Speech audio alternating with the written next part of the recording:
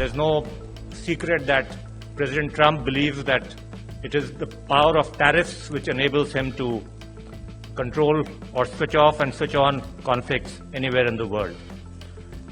In many ways, we are seeing the decline of the old Washington consensus of the post-World War, and we seem to be in an era where the oldest human doctrine of might is right seems to have resurfaced. Let me start by appreciating the Center for Aerospace Power and Strategic Studies for organizing this and bringing some fine brains from the scientific and operational domains into this forum. I think all of us realize the primacy of air power in the recent conflicts, whether it is Operation Sindoor, whether it is Russia-Ukraine, whether it is Israel versus Hamas. Operations are becoming increasingly net-centric, which requires the need to change our war strategy, tapping the potential of advanced technologies. From the time when we used to talk about those who rule the waves control the world, maybe we are switching to a different set of waves, the airwaves. Our defense strategists have identified the potential of air power for a long time, but we've done so in fits and starts, and there is always this false duality in this country about is it public versus private, is it imports versus Atmanirbhar Bharat.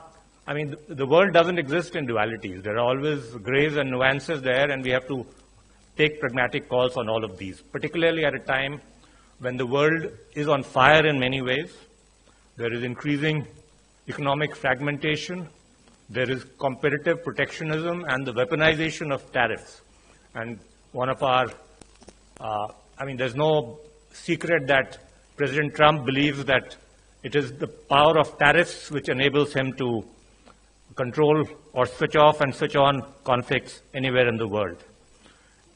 In many ways, we are seeing the decline of the old Washington consensus of the post-World War, and we seem to be in an era where the oldest human doctrine of might is right seems to have resurfaced.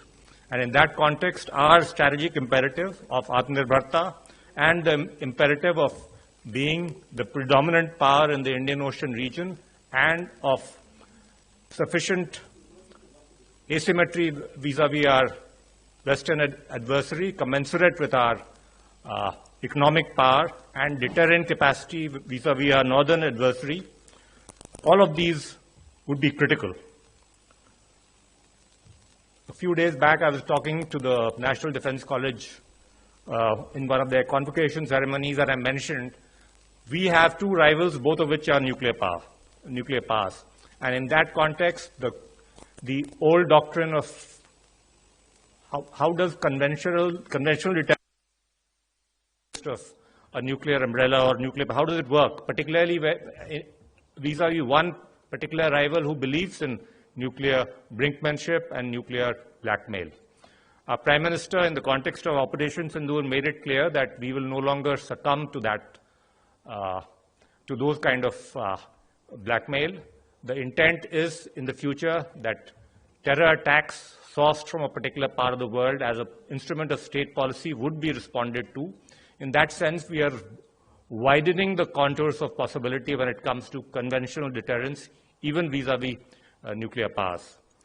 I quoted to the NDC this old quotation by a guy called Thomas Skilling, who used to work on deterrence during the time of Cold War, when he mentioned that deterrence between nuclear powers is the art of the possible in the shadow of the unthinkable. Now, we've, in the context of Operation Sindoor, expanded some of those possibilities, deciding that forbearance was no longer an acceptable policy choice. Let me now talk a little bit about Atmanirbhar Bharat and the Prime Minister's focus. Right, very recently, during his Independence Day speech, he spoke particularly about air power, and in specific terms, he talked about how we could make vaccines during COVID. We've created the world's most powerful engine for digital payments, which accounts for half of the world's real-time digital transactions. We should now focus on building our own jet engine, and he urged our students and youth to take it up as a direct challenge. since that will propel us among the few countries in the world capable of building jet engines. When I see DRDO's presentations, I saw one a couple of days back at a parliamentary committee, I saw that there are at least a few technologies where DRDO has ensured that we are perhaps in the top 4 or 5 in the world when it comes to having those types of technologies. Designing a fighter aircraft is one of them, long-range missiles, artillery guns of different types, various other kinds of missiles, all of those are other areas. And I would imagine that DRDO really should focus on those areas where we are one of the few nations in the top 3 or 5 in the world where we have those critical technologies. Let's focus on those, bring them into production and induction as quickly as we can. I was quite surprised to see the progress we've made with directed energy weapons, for example. I visited one of your labs recently in Hyderabad, and we already have a prototype for a 30 kilowatt laser weapon. We are probably in the top 2 or 3 countries in the world which now have that capacity. The focus should be on really inducting those technologies much faster and not create these false dilemmas between imports and Atmanirbharta. Actually, there is a whole continuum there. You will have certain areas where your TRL level is high enough for you to insist that induction should take place using Indian design and manufacturing. There would be other areas where you are so far away that you would need to rely on at least Make in India in terms of technology transfer. And where it is simply not forthcoming, you may have to go for limited imports as well. And that's what we did last year. We ensured that we put primacy on Atmanirbharta, on domestic expenditure, and we spend almost 90% of our money within the country. And we intend to continue to do that in the future. But while doing so, there will be areas where we will have to rely on some level of transfers of technology. Let's not be shy about that. We have to be pragmatic. There is no point in waiting for some systems that will never come or will come after 10 years while we live with huge capacity voids. The country can't afford that, particularly at a time when India is on the move. We are going to be the 3rd largest economy in the world. We'll move up the Committee of Nations, and as we do so, there'll be many attempts to trip us up. So we better be fully prepared and make those pragmatic choices, as I mentioned. Let me end by making a few broader points about what I feel we should be doing when it comes to ensuring that our capability enhancement relies on domestic industry, but also on pragmatic policy choices. During the Combined Commanders Conference a few days back, the Honorable Prime Minister made this point that there are countries in our region, including China, which have built a hybrid defense and industrial machine that blends central direction with market discipline, using enforceable KPIs, dual use of R&D, and ensures listed defense public sector subsidiaries to quickly scale up complex systems like the J-20 aircraft, and also enables them to rapidly expand exports. In India, we should be thinking about bringing our DPSUs and private firms together into one dual-use pipeline, mandate various subsidiary-level companies, including perhaps a restructured HAL with clear-cut targets, delivery-linked pays, and while insisting on hard targets to cut costs, speed up production, and spin off civilian-use technologies. And all of those aspects that I mentioned should equally apply to the DRDO, including the concept of delivery-linked or in terms of delivery of technologies, delivery in time should be linked to pay. We need to move from an overwhelming reliance on the public sector to a full acceptance of the role of the private sector as an equal partner, with focus on creating a level playing field so that any company that manufactures in India and preferably holds its IPRs in India is given equal treatment.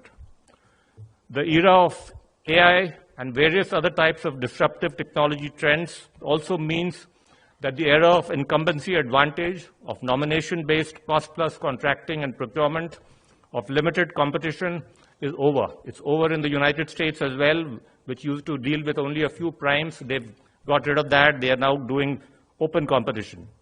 We need to open up towards startups and new deep tech firms by channelizing our promotional schemes like IDEX and Aditi to provide suitable assistance for prototype development, followed by a spiral development model with strong, assured procurement support by the government. Ending monopolies, enhancing ease of doing business, reducing onerous licensing requirements for production, for exports, and for imports, and leveraging the Government of India's buying power to expand and diversify our domestic industrial base is of critical importance, and that is where I was coming to when it comes to the critical importance of aero technologies.